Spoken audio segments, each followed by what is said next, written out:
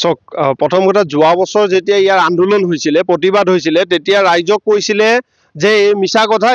এইটো কোনো ধৰণৰ কথা নহয় এইটো মিছা কথা ইয়াত কোনো মানে বনাঞ্চল ধ্বংস কৰি কোনো ধৰণৰ গেছ বা পেট্ৰলৰ কোনো ধৰণৰ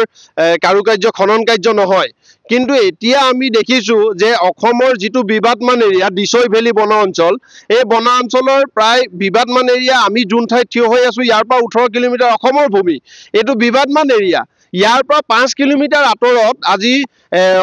নাগালেণ্ডৰ যিটো মানে চোটাফলা গেটৰ পাৰ হৈ বেদান্ত কোম্পানীয়ে ৰাস্তাও নিৰ্মাণ কৰিছে তেওঁলোকে গেছ মানে খনন কাৰ্য আৰম্ভ কৰিবৰ বাবে এতিয়া আমাৰ কথাটো হ'ল যে যেতিয়া যোৱা বছৰ এখন চৰকাৰে গোটেই কথাটো স্পষ্টীকৰণ দিছিলে প্ৰশাসনে স্পষ্টীকৰণ দিছিলে যে ইয়াত কোনো ধৰণৰ খনন কাৰ্য নহয় আৰু এতিয়া আমি দেখিবলৈ পাইছো 5 কিলোমিটাৰ আঁতৰত আমি যি ঠাইত থিয় হৈ আছো ইয়াৰ পৰা 5 কিলোমিটাৰ আঁতৰত তেওঁলোকে খনন কাৰ্য আৰম্ভ কৰিছে তেনেহলে যোৱা বছৰ যিবোৰ কথা কৈছিলে এই বছৰ সঁচা নে যোৱা বছৰটো সঁচা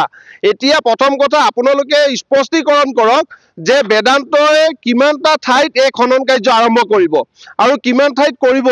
এই কথা আপোনালোকে স্পষ্টীকৰণ কৰক কাৰণ যোৱা বছৰ যেতিয়া আমি 13 ঠাইত এই খনন কাৰ্যত আৰম্ভ হ'ব বুলি আমি কৈছিলো আৰু এতিয়া তেওঁলোকে কাম আৰম্ভ কৰিছে ৰাস্তা পথ কাটি বনাঞ্চল ধ্বংস কৰিছে ৰাস্তা নিৰ্মাণ কৰিছে তেতিয়াহলে ইয়াৰ আপোনালোকে স্পষ্টীকৰণ প্ৰশাসনে জিলা প্ৰশাসনে এটা স্পষ্টীকৰণ দিবলৈ কাৰণে আমি দাবী জনাইছো বনাঞ্চলত বেদান্ত অইল এণ্ড গেছ কোম্পানীয়ে যি অবৈধ খনন কাৰ্য চলোৱা প্ৰস্তুতি কৰিছিল তেতিয়াৰ পৰা আমি ইয়াত আন্দোলন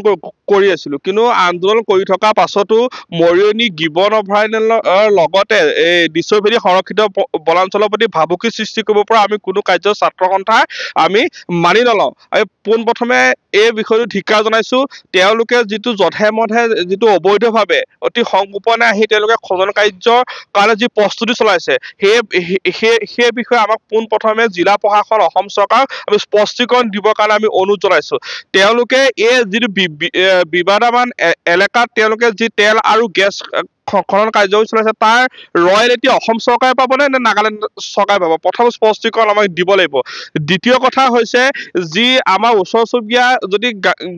গয়াই যদি এডাল বাঁহ আনিবলৈ গ'লে বন বিভাগে আটক কৰে তাত য'ত 10 জোপা গছ কাটিব লাগে বেদান্ত তাত জোপা গছ কাটি আছে তাৰ ব্যৱস্থা কোনে গ্ৰহণ কৰিব আমাক স্পষ্টীকৰণ দিব লাগিব আমি ইয়াৰ পৰা জনাইছো যে মৰিয়নি গিবন অভয়াৰণ্যৰ লগতে দিছৈ ভেলী সংৰক্ষিত বনাঞ্চললৈ ভাবুকি সৃষ্টি কৰিব পৰা জৈৱ বৈচিত্ৰ্য ধ্বংসৰ কাৰণে যি তেওঁলোকে প্ৰচেষ্টা চলাইছে সেই প্ৰচেষ্টা আমি ছাত্ৰ সন্থা মানি নলওঁ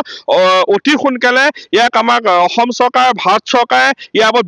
বিহিত ব্যৱস্থা গ্ৰহণ কৰিবলৈ কাৰণে আমি দাবী জনাইছো অন্যথা ছাত্ৰ সন্থাই মৰিয়নিবাসী ৰাইজক লগত লৈ এক গণতান্ত্ৰিক প্ৰতিবাদী কাৰ্যসূচী গ্ৰহণ কৰিব